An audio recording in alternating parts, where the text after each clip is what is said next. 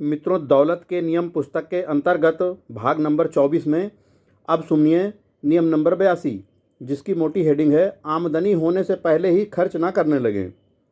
ओह, यह मेरे लिए मुश्किल रहा है। मैं मानता हूँ कि यह मेरे लिए सबसे मुश्किल चीज़ों में से एक रही है। मैं ऐसा करना कैसे सीखूँ? कोई सलाह? मैं जानता हूँ कि मुझे आज और सिर्फ आज का ही बजट बनाना चाहिए। अगर आज मेरे पास पैसा नहीं है तो मुझे उसे खर्च नहीं करना चाहिए। मुझे भविष्य में होने वाली आमदनी को नज़रअंदाज कर देना चाहिए। मुझे टैक्स के लिए बहुत से पैसे बचाकर रखना चाहिए, नहीं उससे भी ज़्यादा। मुझे कोई लोन, ओवरड्राफ्ट, किसी तरह का उधार नहीं लेना चाहिए, ताकि अपने वर्तमान कर्ज को चुकाने के लिए अपनी भावी आमदनी का प्रयोग ना करना पड़े, या इसका उल्टा भावी आमदनी की उम्मीद में आज कर्ज लेना पड़े। यह बहुत ही शरारती काम है। अब भावी आमदनी खर्च करने का नुकसान यह है, नंबर वाइज ये भी दिया गया है। हो सकता है भावी आमदनी ना हो या आपकी आशा से कम हो। चूजे पैदा होने से पहले ही न गिने, बुलबुला कहीं तो फूटेगा। और अगर आप हमेशा अपनी भावी आमदनी खर्च करते रहते हैं तो एक न एक दिन फंस जाएंगे। इससे घटिया वित्तीय नियोजन को बढ़ावा मिलता है। जब आपके पास भावी आमदनी आएगी तब तक उससे खरीदी हुई चीज़ का आकर्षण कम हो जाएगा। वह पुरानी पड़ जाएगी, टूट जाएगी या पूरी तरह से भुला दी जाएगी। आपका वास्तविकता से संपर्क टूट जाएगा। भविष्य तब तक वास्तविक नहीं होता जब तक कि वह वर्तमान न बन जाए। इस तरह आप बड़ी आसानी से कर्ज के जाल में फंस सकते हैं। मुझे लगता है कि मुझे 4 सूत्रीय योजना बनाने की ज़रूरत है। नंबर 1, सवाल करें कि क्या मुझे आज ही किसी खास चीज़ की ज़रूरत है या फिर मैं इंतज़ार कर सकता हूँ। एक उपयोगी नीति, क्योंकि जब आवेश चला जाता है तो उस वस्तु का आकर्षण भी चला जाता है। नंबर 2, सवाल करें कि क्या यह इस काबिल है। स्पष्ट रूप से अगर आप आने वाले कल की आमदनी से आज कुछ खरीद रहे हैं तो आपको ब्याज देना होगा। क्या वह ब्याज देने के काबिल है। नंबर 3, जोखिम की जांच करें। मान लीजिए मैं आज खुद को कर्ज में डाल लेता हूं, लेकिन परिस्थितियां बदल जाने पर मुझे उस भावी आमदनी को किसी दूसरे काम में खर्च करना पड़े, फिर क्या होगा। 4 नंबर, सवाल करें कि अगर मैं आज खर्च कर देता हूं तो भविष्य में होने वाली आमदनी को खर्च करना रोमांचक नहीं रहेगा। इसे बनाए रखने का एक अच्छा तरीका है। मेरे साथ यह काम करें। इससे आपके क्रेडिट कार्ड का बैलेंस काफ़ी कम हो जाना चाहिए।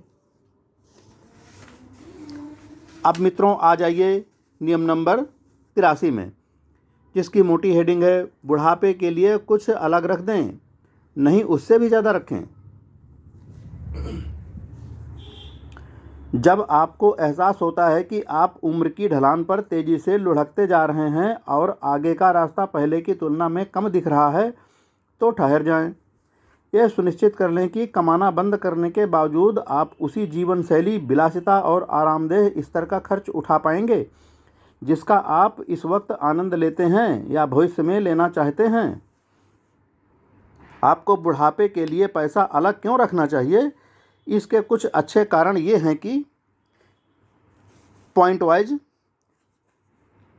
अब आप सरकार पर ज़्यादा भरोसा नहीं कर सकते। अगर आप बचाएंगे नहीं तो आपको अनजान लोगों के रहमो करम पर रहना होगा या परिवार के, जो और बदतर हो सकता है। अगर आपके पास बुढ़ापे के लिए कोई योजना नहीं है तो आप अपने मनचाहे आराम, शैली और विलासिता के स्तर को कायम नहीं रख सकते। आप अपनी वित्तीय स्वतंत्रता गंवा देंगे। आपका शरीर शिथिल या बीमार हो सकता है और आपको इलाज के लिए पैसों की ज़रूरत होगी। बुढ़ापे में आपके काम करने की रफ्तार धीमी पड़ जाती है और इस वक्त जितनी मेहनत कर रहे हैं उतनी मेहनत नहीं कर पाएंगे। आप हमेशा कड़ी मेहनत करना भी नहीं चाहते हैं, भले ही कर सकते हों, क्योंकि इसमें से ज़्यादातर लोगों को धूप सेंकना अच्छा लगता है। और अगर आप बुढ़ापे में इसका आनंद नहीं लेंगे तो फिर कब लेंगे। तो अब सवाल ये है कि हमने पहले बुढ़ापे के लिए तैयारी क्यों नहीं की। देखिए, जब आप युवा होते हैं तो ऐसे समय की कल्पना करना भी मुश्किल होता है जब आप युवा नहीं रहेंगे। इसलिए हमें तैयारी करने की ज़रूरत ही महसूस नहीं होती है। इसके अलावा हम मौज मस्ती में इतने तल्लीन रहते हैं कि ऐसी चीज़ों के बारे में सोचने का समय ही नहीं होता है। हम अपने परिवार की देखभाल करने में इतने व्यस्त रहते हैं कि खुद के बारे में सोचने का वक्त ही नहीं रहता है। हमारे सिर पर हाउस लोन का ज़बरदस्त बोझ होता है और हमें नौकरी में कड़ी मेहनत करनी होती है। इसके अलावा 50 साल की उम्र तक हमें बहुत ज़्यादा आमदनी भी नहीं हो पाती है, इसलिए हमारे पास बचाने के लिए एक मुश्त धनराशि नहीं आ पाती है।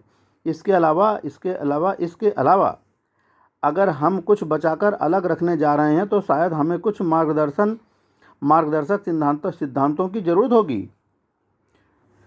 पॉइंट वाइज शुरू करने में कभी देर नहीं होती है, लेकिन आप इस काम को जितना जल्दी करते हैं उतनी ही कम दिक्कत होती है। खर्च की मदों को प्राथमिकता के क्रम में लिख लें। सूची बना लें कि आप क्या खर्च करने वाले हैं और देखें कि क्या उसमें भविष्य लिखा है। अगर नहीं है तो उसे वहां जोड़ लें और हाँ, इसे नई नाव या पेरिस यात्रा से ऊपर लिखें। अगर आपने 50 साल की उम्र तक कुछ नहीं बचाया है तो अपनी रिटायरमेंट योजना के लिए एक मुश्त राशि बचा लें। अपनी वित्तीय स्थिति को व्यवस्थित कर लें और पैसे की बर्बादी रोक दें। इसके बजाय योजना के हिसाब से खर्च करें। अगर आपको पेंशन नहीं मिलने वाली हो तो यह सुनिश्चित करें कि आपके पास पर्याप्त संसाधन हो जो आपके रिटायरमेंट के बाद के वर्षों में आपको पैसे देते रहें। बेचने के लिए जायदाद है या शेयर हैं।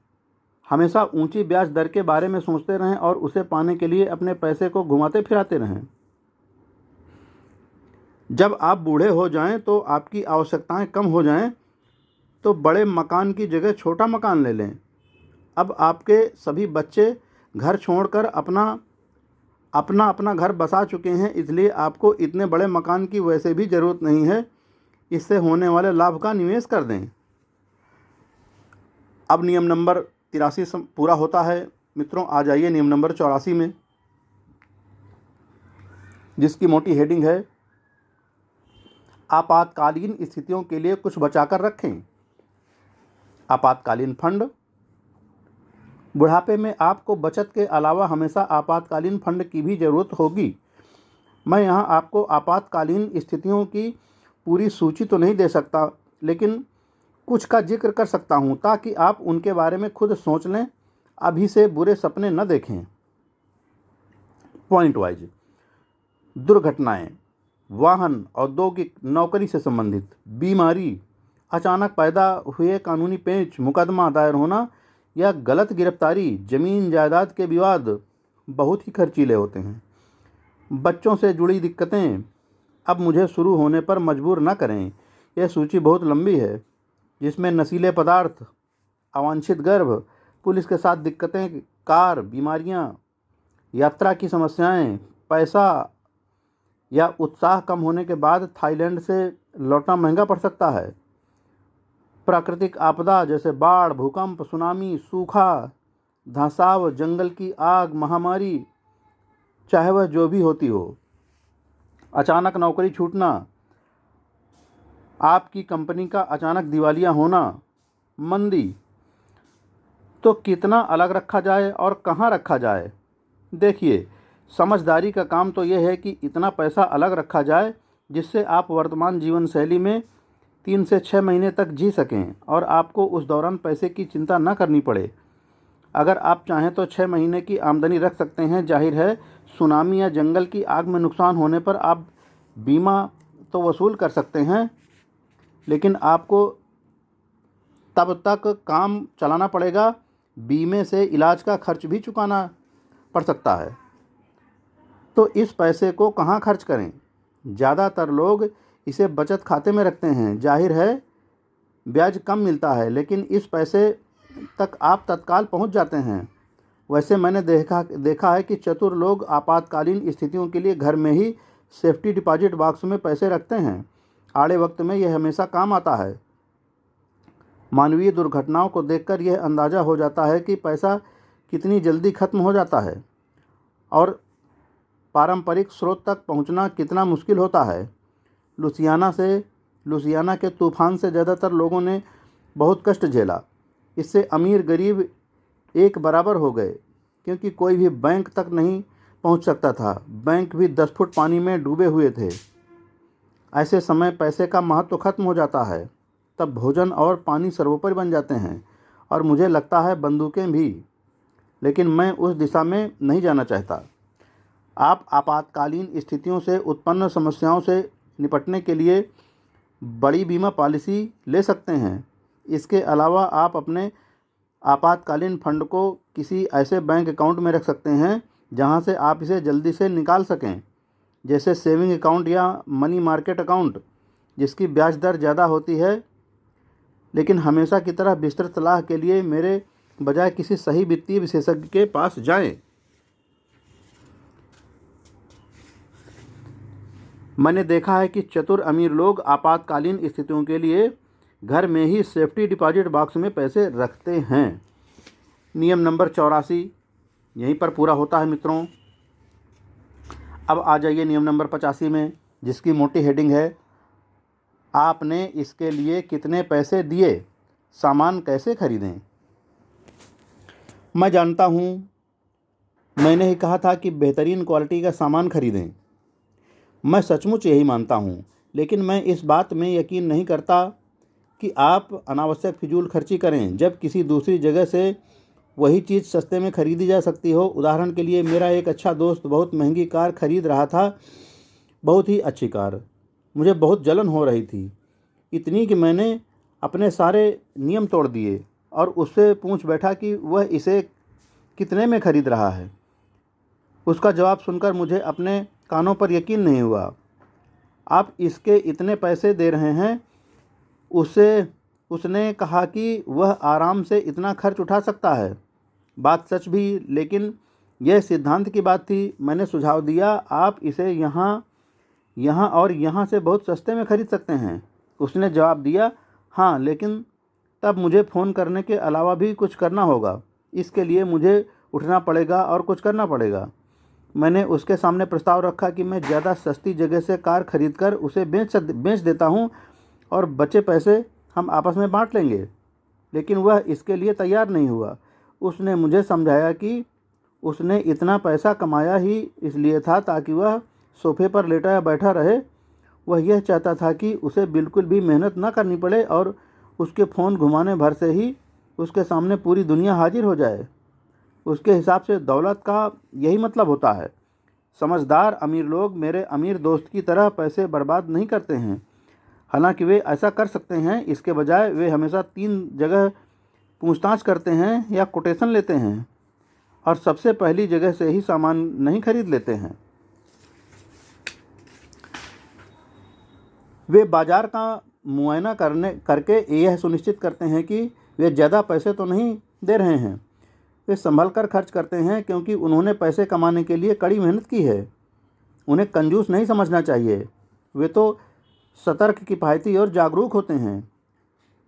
पुरानी रूसी कहावत है कि खर्च जल्दी हो जाता है जबकि कमाने में समय लगता है। ये सच है। हम बरसों की मेहनत को पलों में मिटा सकते हैं। हमें खर्च करने के मामले में समझदार बनना होगा। हर चीज़ का आनंद लें। ईश्वर न करे मैं आपको कभी इसके विपरीत सलाह दूं। बस थोड़े से सतर्क रहें और अनावश्यक रूप से पैसे बर्बाद ना करें। मैं सोचता हूं कि हमें अपने बच्चों को बहुत छोटी उम्र से समझदारी से खर्च करना सिखा देना चाहिए। विज्ञापन देखकर वे यह मानने लगते हैं कि अगर कोई चीज़ बहुत भड़कीली, शोर शराबे वाली, कचरा करने वाली या माता पिता को नापसंद हो तो वह अच्छी होगी। जब वे बाजार से आकर उसे खोलकर देखते हैं तो बहुत जल्दी निराश हो जाते हैं। उन्हें बचपन में ही सिखा दें। जहाँ तक आपका सवाल है, आप जो भी खरीदें, पैसे की कीमत वसूल करने का ध्यान रखें। अगर आपने अब तक यह न सीखा हो, इंटरनेट की बदौलत किसी चीज़ का वास्तविक भाव मालूम करना बहुत आसान हो गया है। ये सुनिश्चित करें कि आपको कम से कम देना पड़े। इस सिद्धांत का हमेशा इस्तेमाल करें। मित्रों, नियम नंबर 85 यहीं पर पूरा होता है। अब हम नियम नंबर 86 की बात अगले भाग में करेंगे। फ्रेंड्स, जय हिंद।